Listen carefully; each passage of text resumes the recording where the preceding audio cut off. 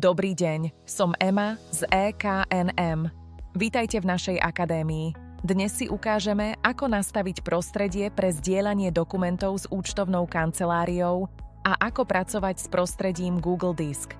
Začneme otvorením prehliadača Google Chrome a kliknutím na ikonu aplikácií v pravom hornom rohu.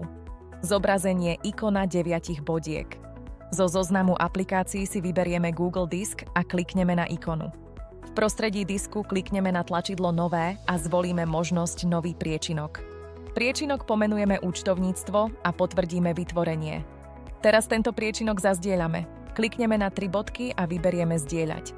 Zadáme e-mailovú adresu účtovnej kancelárie a odošleme pozvánku. Priečinok je teraz úspešne zazdieľaný s vašim účtovníkom. V priečinku je teraz potrebné vytvoriť ďalšie priečinky, ktoré pomenujete faktúry, bločky, výpisy z účtu a podobne, a do nich následne nahráte súbory. A ako dostanete dokumenty do priečinkov?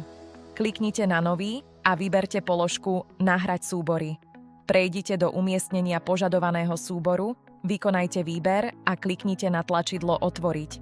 Alebo zmente okno tak, aby bolo menšie, polovica šírky monitora alebo menej, chyťte a presuňte súbor do otvoreného priestoru v strede časti Môj disk. A je to. Verím, že vám tento e-návod pomohol a prajem vám pekný deň. Za EKNM Ema.